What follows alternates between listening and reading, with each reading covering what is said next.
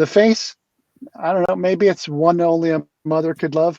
Hooptie Joyride with Brian and Steve. All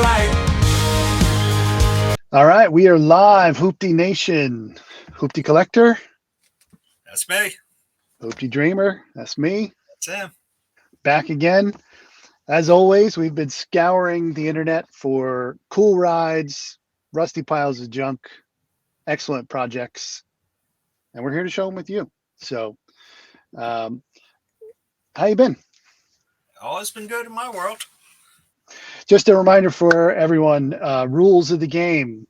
We've got each got a $5,000 budget to buy and restore, modify, whatever it takes to get it running, driving, and on the road. That's our budget, if you will.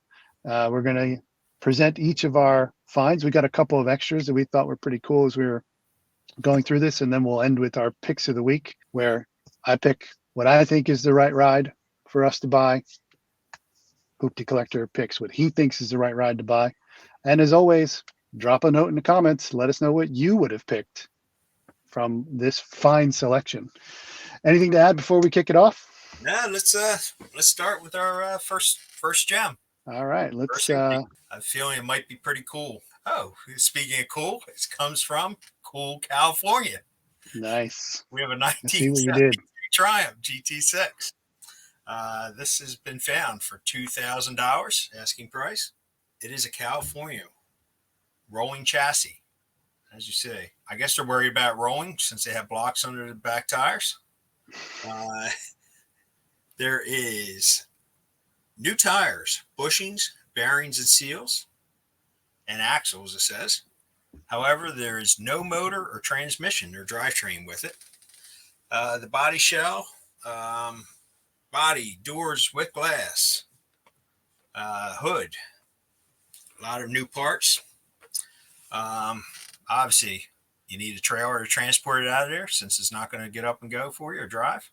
So this car would have come back in its original day, back in 1972, with a 2.0 liter inline four.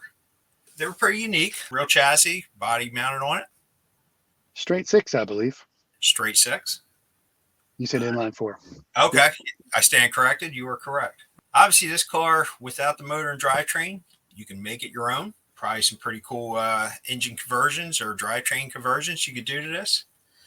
When they were new, 0 to 60 time in about 10.1 seconds. So love to hear your thoughts if you've ever done a drivetrain transfer in one of these. And what would you recommend if you have or have not? California car. So pretty solid overall. Solid, he says, as we pull up a picture of a little bit of a floorboard rot. But I see the floorboard's missing there. But the rest of the floorboard, at least from this shot, looks pretty good. If I remember correctly, the Triumphs, unlike some of the other British makes of the era, these are actually body on frame. Yes. Okay. So I think that allows for a little bit easier modification if you decide to put something slightly larger under the hood. yeah, I think the front end, a good chunk of it all lifts up to expose the tires and all. So I think the front suspension, everything would be exposed.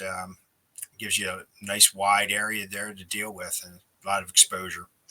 I know the MGs have a pretty strong motor swap following.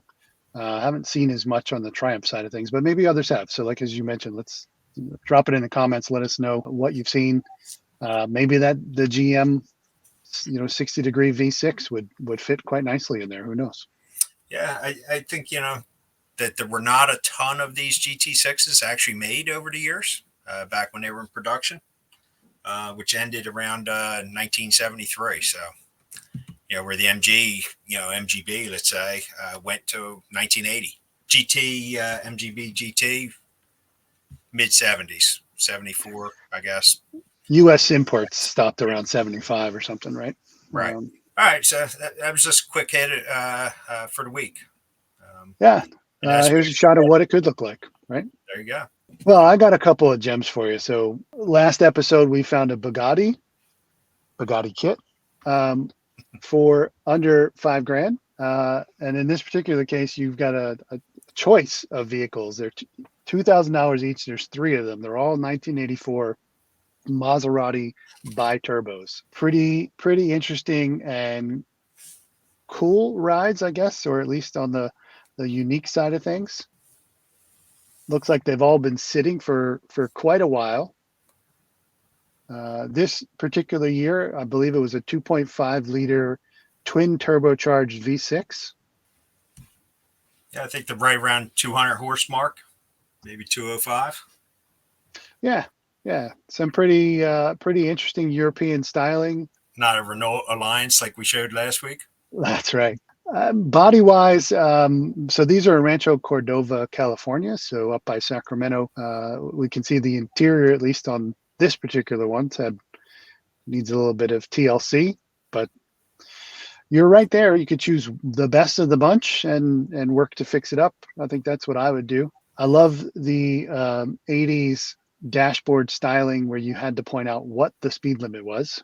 And then just a quick shot of what the engine bay potentially could look like.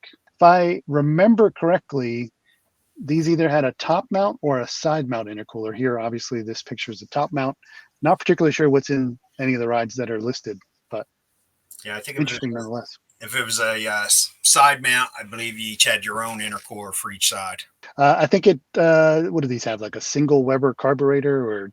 I believe that's what they would have had in that era. Pretty interesting, pretty different.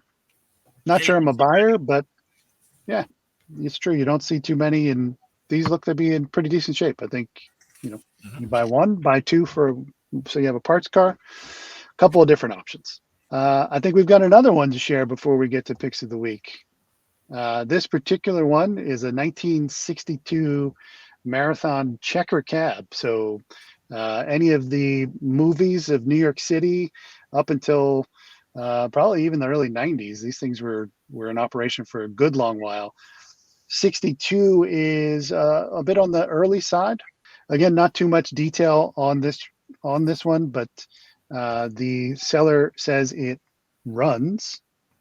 Looks like there's a battery tender cable on the front, so maybe something's keeping it charged. This particular year, inline six motor from Continental. Not a very well known engine. However, I think starting in 65, they switched over to a Chevy inline six. So you might be able to put something like that in here if you wanted to, or even later years. I think the 65 version of this had a Chevy 350 with making about 300 horsepower. So definitely a good platform potentially for stuff. It's different. You don't see very many of these on the road. They also were made in a station wagon version and a 16 passenger airport car.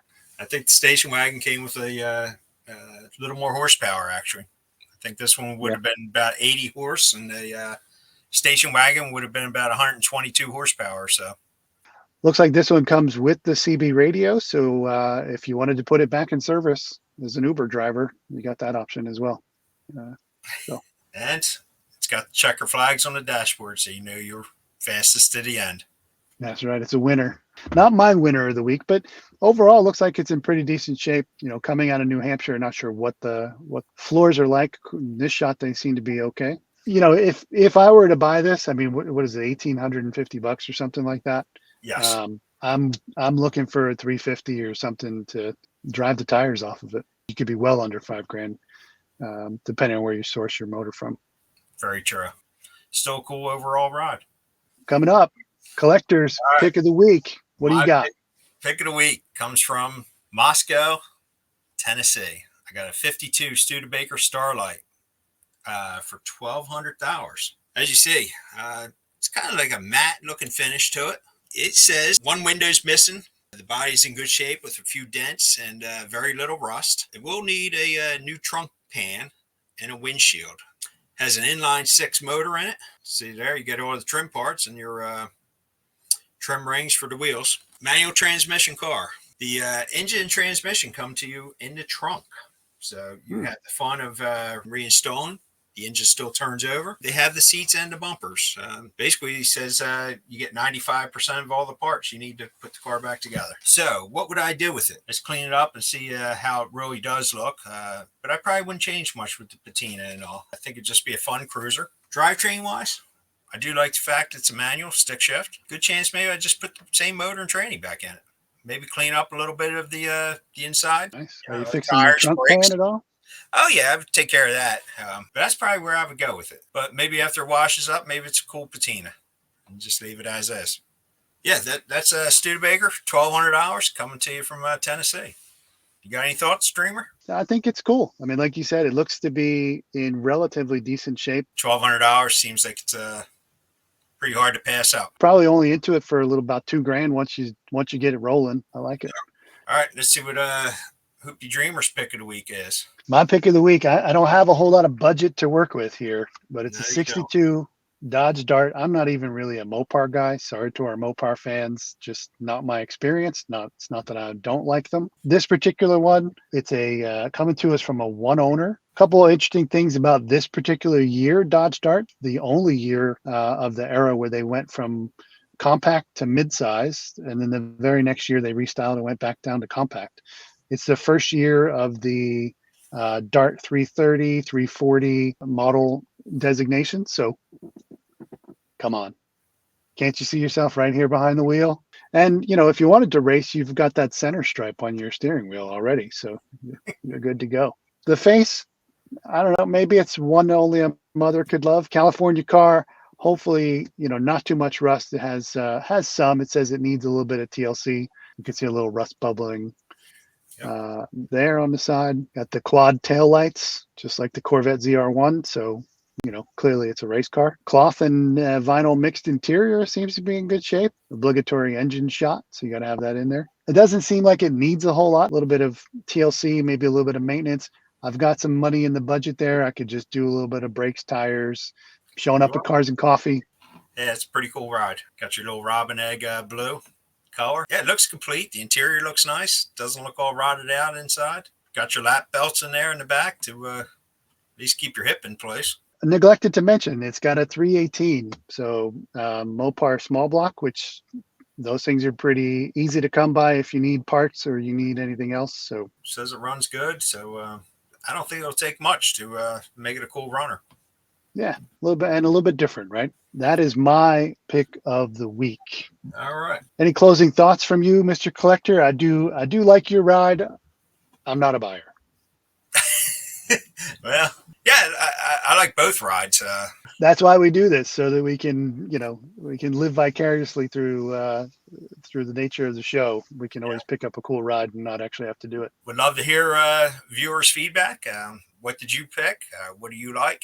What would you do different with either car or any of the cars for that matter? If you wanted to Triumph, the Maserati, or the checkered cab, you know, what would you do different? Yeah, I think they were all five pretty good cars. I'm still staying with the Studebaker though, if I were picking one up. So that's cool. I think another nice. Good week. So we look forward to seeing everybody next week when we talk about our next finds. Absolutely. We'll keep searching. We love the junk, so we'll bring it to you. As always, links to all of this week's vehicles will be in the show notes. Happy searching. Sounds Hooptie good. Nation, we out. See ya.